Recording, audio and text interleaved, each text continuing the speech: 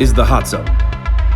Engaging with the news in a whole new way, international war correspondent Chuck Holton brings insight into areas of crisis and lets you help those affected.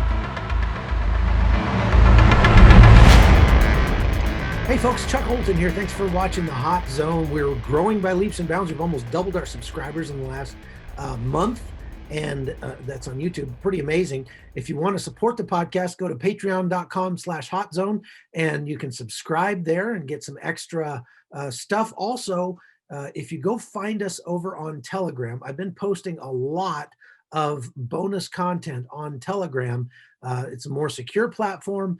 It's a more robust platform. It gives me more options. I can write text, photographs, links, news articles, stuff that I think you might find interesting. So go find me over on Telegram. That channel is growing by leaps and bounds. It's just been open a week or so, and it's already got over 500 subscribers.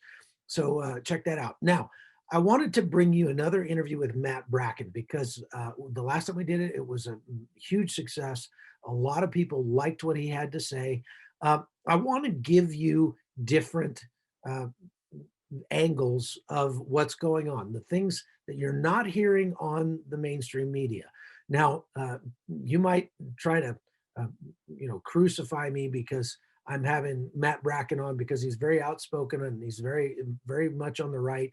I think Matt's a great guy. I think he knows what he's talking about in a lot of ways, and I think that he is somebody that you should listen to. If you want to understand how conservatives, how people on the right are thinking about this last election, about what's going on right now, you need to listen to this conversation. Now, it's went on for far longer than our typical podcast, so I'm going to break it up, and we're going to air Matt's interview this week. So you keep coming back, and you'll be able to get the full thing. Here it is. Folks, thanks for watching the show today. I've got a special guest with us that we've had on the show before. Matt Bracken is a historian and author and commentator, and really has good things to say. That last time we had him on the show, the podcast just went crazy. They had a lot of people that really enjoyed what he had to say. So I wanted to get him back on, especially now, to talk about what's happening in America with a new president and a whole lot of new policies that probably are not going to bode well for our country. So, Matt, thanks for coming on with us again. Former SEAL. As you watch let's start with the military. As you watch what is being done to the United States military, how would you describe it to people who really are not keeping up on that? Well, this is a purge. It's a purge of traditional heritage, constitutional. They're intentionally turning up the screws on them, and we just saw this with a 60-day stand down. I've never heard of a 60-day stand down. If like 3 of the same aircraft crash in a week, it might be like a 72-hour stand down for flying that aircraft. But military-wide, a 60-day stand down to root out white extremism. People with Pepe the Frog T-shirts are now on the list. We've got this former CIA counterterrorism boss who was his name is Grenier. He's in the New York Times. You don't get inches of space in the front of the New York Times, just accidentally. And he's naming the list of targets, the domestic terrorists that we have to attack in the same way that we attacked Al-Qaeda and the Taliban. And he names the 3 percenters, the oath keepers. Those are the people that former military and active military who take their oath to defend the Constitution seriously. They're now on the target list, along with Christian conservatives, the QAnon people. They're literally they're advising that we be treated as if we were Al-Qaeda. This means Gitmo. This means rendition. This means no warrants needed. It's if you're going to treat us as if it's a war, that means goon squads just busting down your door, putting a mask over your head. Right. That's what they're talking about. Yeah. So and obviously this is their ploy. They take people who are kind of legit fringe elements. I wouldn't call them terrorists by any stretch, but I would say legit fringe elements, and they lump them in with Christian conservatives, for Pete's sake. So you're trying to take neo-Nazi skinheads, you know, in Idaho somewhere, and lump them in with the guy who goes to a Baptist church in Columbus, Georgia, because like what? And the thing is, there's not enough space in Gitmo for all of us. There's no way they can do that. So I think what we're going to see, at least before it gets to the point that you're describing, is hey, no problem. We'll just curtail your right to renew your driver's license or your passport. We will, put punitive extra taxes on you, things like that, and basically just relegate people like us to second-class citizens. Do you agree? Yes, and this is going to happen on from a lot of different vectors. There ordinarily a bill like House Bill 127, the gun registration, really gun confiscation law, you would say, well, that has no chance because the Democrats would be afraid of it because they know they'll be primaried. But after stealing an election, I don't think they're worried about 2022. Another bill that they're promoting is this one called House Bill, which will take the worst abuses of the last election and apply them to all 50 states, which is mass universal mail-in ballots. I'm still getting mail like from old insurance companies and mortgage companies for the people that lived in our house 15 years ago. Mm-hmm. That's what an unpurged voter roll looks like. This is how people all across the country, where they had the mass universal unsolicited mail-in ballots, some places were getting 4 and 5 ballots. And it's an honor system whether or not you send it back in. And you can just put a scrawl across the signature, and you couple that with, at the receiving end, no address check, no verification of anything, no signature check. If it comes in, it's counted. Well, they're going to do that in all 50 states. So I think that they're going to be off the chain as far as things like the gun registration law, HB 127, because I don't think they think they're going to lose again.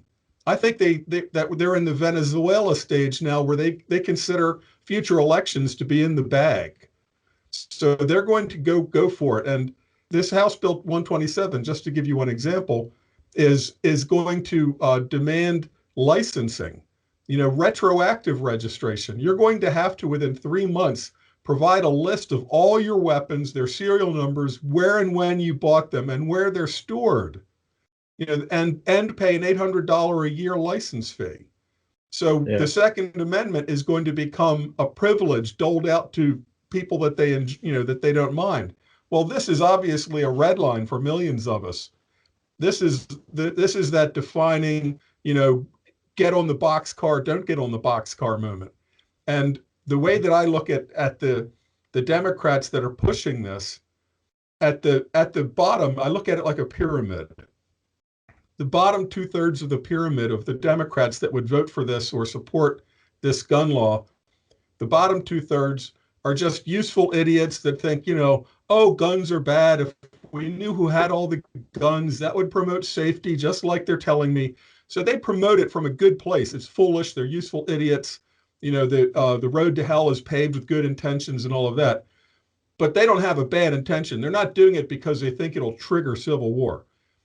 Then the next part up of the pyramid are people who think this is going to poke the conservatives in a way that's going to get a massive reaction, and then permit us to crack down with just fully tyrannical, full press dictatorship, suppression of conservatives, deliver them a knockout punch once and for all, drive them out of politics, out of police, out of the military, make them official third-class citizens, probably have to wear a red T on your shirt, to prove that, show that you've once voted for Trump. So you're now like get in the back of the line. You can only shop after everybody else has finished shopping, that kind of thing. That's what they think that they can get out of it, which is foolish, because this is never going to work in the United States. We have too many well-trained former special ops people, just former grunts, basically, But at the very tip top of the pyramid, there are people that realize they can't win. They can't use this to crack down on conservatives and defeat us and lead to a left-wing communist ascendancy. At the very top are just, I consider satanically oriented people who are coming from a place of evil, and they just want to see the world burn. You know, they just want to rage in glory as the temple comes crashing down in flames. That's their exultant moment. So the bottom people, we have to try to reach them with education about how every time registration leads to a genocide. You know, the Turks and the Armenians, in Germany, every country. And then those people in the middle, we have to convince them you're making a big mistake and that's the purpose of my novels, you know, you're making a huge mistake. You can't use the same Bolshevik playbook that worked in Venezuela or Cuba.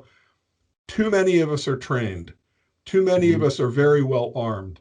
You know, people point to Switzerland, at least historically, and say, well, they've never been invaded because of their legal practice of arming all of their men, having them all in like a ready reserve status where they keep their battle rifle at home. But people don't think about another aspect of that. Switzerland's never had a tyrant. You can't have a tyrant come to power in a country where you would be taking accurate rifle fire from every mountain, from every valley, from every barn. You can't. First, you have to disarm the people. So the bottom of the pyramid, you want to convince them registration sounds good, always leads to genocide. The middle people, you have to convince you're making a huge mistake because you don't want to trigger our civil war because it won't lead to a Bolshevik takeover. What it's going to lead to, and the formula I use is Weimar Germany, because that's our economic status that we're going into, printing trillions of digital dollars. Weimar Germany times Yugoslavia, you know, a country held together in a pressure cooker that just is ready to fly apart. That's also America, politically, culturally, socially. And then I would also add a Rwanda element because there is such a racial tension also in this country that has also been fanned and exacerbated by the left. So you combine Weimar Germany, which led to Hitler, you know, the street fighting between communists and the Antifa and the Nazis. You multiply that times Yugoslavia, a country coming apart at the seams, and then with a racial element, which would be that Rwanda, just such hatred that you're ready to hit people with machetes. That's what triggering America into this kind of a conflict will result in. It will not result in a smooth transition to a, you know, Leninist Bolshevik kind of a system, which is the goal of the left. They don't want to have to deal with politics anymore. They don't want to have to deal with arguing with conservatives. They want us to just shut up, pay our taxes. They think we'll just keep working, only we won't be on social media. You won't be allowed to talk about vote fraud. You know, they're happy with turning this country into something, say, between Cuba and Venezuela. They don't look at Cuba and say, that's horrible, there's no freedom. They look at Cuba and they say, but everybody's got health care. You know, even if there's no x-ray machine in your village and there's no medicine except maybe aspirins, they say they look at Cuba and say, nothing wrong with Cuba. If we could turn America into Cuba, so the conservatives are bitching and moaning. Who cares? They can't do anything about it. We get to run the country according to social justice, you know, people's democracy. That's where they think they're taking us, but they're going to be taking us into something that's worse than Yugoslavia and Rwanda. All right, folks, thanks for watching. And I'll be back on Wednesday with another section of our interview with Matt Bracken. If you like what he had to say here and you want to hear more, make sure you come back and watch that. And we'll give you a whole lot more where this came from. So thanks for watching. We'll see you next time. The Hot Zone is produced by Amy Holton and Livefire Media. Copyright 2019.